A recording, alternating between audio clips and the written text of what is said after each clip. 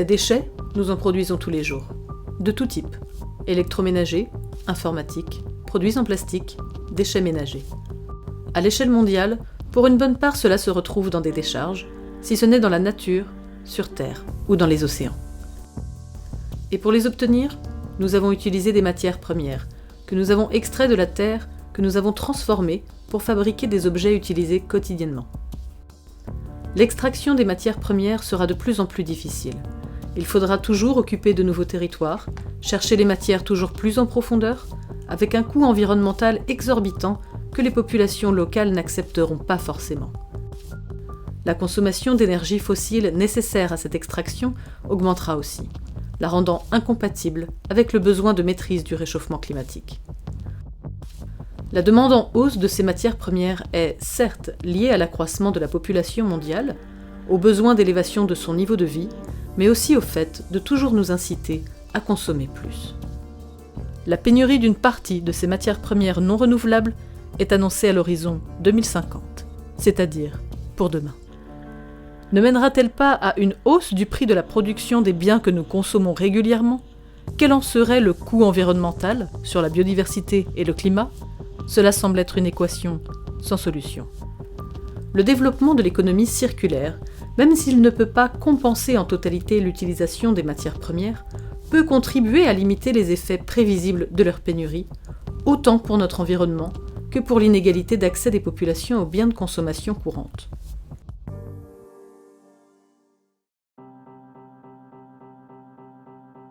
La création du mouvement Emmaüs par l'abbé Pierre en 1949 coïncide avec l'émergence de notre société de consommation.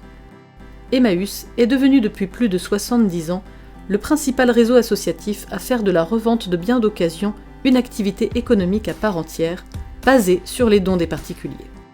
C'est une activité qui a toujours servi de support en vue d'accueillir en toute indépendance des personnes en difficulté ou exclues de la société, et leur permettre de retrouver une autonomie par le travail. L'abbé Pierre et son équipe à l'origine du mouvement ont compris très tôt qu'il proposait aussi des solutions à des problématiques environnementales. Ils avaient pressenti l'anomalie que générait la société de consommation émergente avec son cortège de déchets et de biens abandonnés croissant. Pendant longtemps, les activités d'Emmaüs étaient alors assimilées à celles de chiffonniers. À l'aube des années 2000, avec la médiatisation des problématiques environnementales et l'émergence de la notion d'économie circulaire, les activités d'Emmaüs correspondaient effectivement au réemploi de biens d'occasion, ce qui est la première activité à développer dans cette nouvelle logique économique. Le mouvement ne s'en est pas tenu à la création de communautés d'accueil pour des personnes exclues de la société. Il a voulu aller plus loin dans la solidarité en aidant des personnes éloignées de l'emploi à venir se former dans des structures d'insertion par l'activité économique. C'est ce que nous explique Yann Fradin, vice-président d'Emmaüs France, en charge de l'économie solidaire et de l'insertion. Dans les années 80, les communautés ont des surplus importants. On a une explosion du chômage de masse qui aboutira d'ailleurs en 89 à la création du RMI pour répondre à cette question de personnes sans emploi et donc sans revenus à l'époque complètement. Et on va développer à ce moment-là toute une série de structures d'insertion par l'activité économique sur tout le territoire national de différentes formes, avec des comités de bénévoles, des comités d'amis, avec des structures d'insertion par l'activité économique classiques, je dirais, aujourd'hui, des scopes au niveau par exemple du relais, et qui vont développer ce travail-là autour de filières où il y a une masse d'objets qui arrivent, on pense notamment au textile, qui est le gros, où aujourd'hui 50% quasiment du textile passe par des structures Emmaüs, du recyclage du textile, mais également l'ameublement, tout ce qui est autour de l'ameublement, autour des déchets électroniques, électriques et électroniques, donc ce qu'on appelle les déchets, d'ailleurs on va parler de plus en plus de ressources, et puis aujourd'hui autour du livre par exemple, qui est des plateformes livres, qui vont avoir une seconde vie, une troisième vie, quatrième vie, via les boutiques, via tout le réseau des plateformes, des boutiques Emmaüs. Nous allons découvrir 3 exemples de structures d'insertion plus en détail par la suite. Au préalable, pour avoir une base de connaissances communes sur l'économie circulaire, nous allons la modéliser.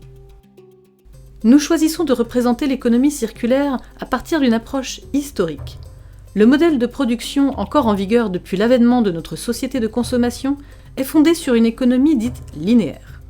C'est un modèle faisant appel aux ressources naturelles offertes par notre environnement terrestre. Le processus s'enchaîne de la façon suivante. On extrait les matières premières, elles sont transférées à d'autres industries pour fabriquer des pièces. Une fois fabriquées, ces pièces vont former des composants qui sont assemblés soit dans la même usine, soit dans une usine dédiée à l'assemblage. L'ensemble est ensuite réuni pour former des produits finis. Enfin, ces produits sont envoyés à des réseaux de distribution pour être vendus aux utilisateurs. Lorsque ces produits sont en fin de vie ou que l'utilisateur n'en a plus besoin, ils sont destinés à être jetés. Dans le cas général, ils finissent dans une décharge pour y être stockés ou enfouis pour une durée indéterminée. Certains produits peuvent être maintenus en état d'utilisation plus ou moins longtemps avant tout de même de finir par être jetés. Face aux problèmes environnementaux que posent les déchets enfouis en décharge, l'idée de produire de l'énergie à partir de certains déchets a semblé pendant un temps une solution. Toutefois, la valorisation des déchets en énergie pose d'autres problèmes, notamment par la production de gaz polluants et de déchets ultimes toujours présents. Face à cette logique de production et de consommation peu durable, l'économie circulaire est apparue dans les réglementations internationales à partir des années 2000. Elle part de l'économie linéaire pour la transformer. La première étape de l'économie circulaire, c'est le réemploi. Un objet réemployé retourne dans le circuit de distribution pour être revendu d'occasion à un nouvel utilisateur. Cela permet de prolonger sa durée de vie. C'est la principale activité des communautés Emmaüs. Nous découvrirons toutefois une autre forme d'organisation plus élaborée avec l'exemple de la filière de valorisation des textiles où intervient la structure d'insertion Retritex. La seconde étape de l'économie circulaire, c'est la réparation ou le reconditionnement. Elle peut intervenir lorsque l'objet n'est pas réemployable en l'état. Cela implique que des pièces de rechange soient disponibles à l'avance, qu'elles soient neuves ou récupérées sur d'autres équipements usagés. Nous découvrirons un exemple particulier, celui de la structure d'insertion Les Ateliers du Bocage, qui a la capacité de réparer les produits les plus complexes, tels que les ordinateurs et les téléphones mobiles. La troisième étape de l'économie circulaire, c'est la refabrication. Il s'agit dans le cas général de refabriquer des pièces pour devenir le composant d'un produit à réparer. Parfois, et c'est le cas du bois d'ameublement, il est possible de refabriquer de nouveaux objets à partir de matières récupérées sur d'anciens éléments. Nous approfondirons cet exemple en découvrant l'expérience de l'atelier Emmaüs, qui compte parmi les premiers acteurs de son réseau initiant des activités dans ce domaine. Enfin, la dernière étape de l'économie circulaire consiste à recycler les matières de base qui composent les produits. Ces nouvelles matières premières, dites secondaires, sont destinées à former de nouvelles pièces qui vont entrer dans la composition d'autres produits. Emmaüs intervient encore assez peu dans ce domaine. Il existe toutefois un exemple connu, celui de l'isolant Métis, issu de la décomposition de fibres textiles de jeans. Ce produit est fabriqué au sein d'une structure d'insertion, le relais, qui compte parmi les membres du mouvement Emmaüs. L'ensemble des 4 étapes en vert, associées aux 4 étapes au-dessus en bleu, forment des boucles. L'ensemble de ces boucles représente l'économie circulaire des biens manufacturés. Mettre en place des processus économes en consommation d'énergie est un autre principe essentiel de l'économie circulaire. Dans ce sens, l'ordre de priorité des produits valorisés dans les boucles retour doit commencer, lorsque c'est possible, par le réemploi, car l'étape du réemploi est en général la moins consommatrice d'énergie.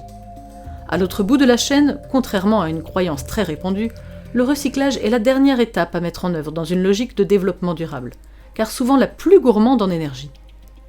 Pour organiser les boucles retour de l'économie circulaire, d'autres facteurs sont essentiels. Il y a l'éco-conception. C'est une démarche qui consiste à prendre en compte, dès la conception des produits, ce qu'ils deviendront tout au long de leur cycle de vie, y compris à la fin de leurs utilisations par le consommateur. Il y a aussi la mise en place d'approvisionnements durables. Cela concerne plus des matières premières renouvelables, comme le bois ou certains composants des textiles. La gestion de ces ressources doit permettre à la fois de les préserver et de les exploiter de manière à ne pas nuire à notre environnement. L'économie circulaire est donc un modèle de production et de distribution des biens fondé sur une logique de cycle associée à une consommation durable des ressources et visant une réduction progressive des déchets ultimes.